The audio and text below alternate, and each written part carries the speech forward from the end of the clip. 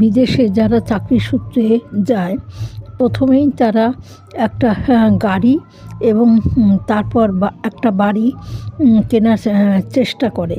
কেননা অনেক দূরে তাকে বাস করতে হয় এবং গাড়ি না হলে সে ঠিক সময়ে পৌঁছতে পারবে না।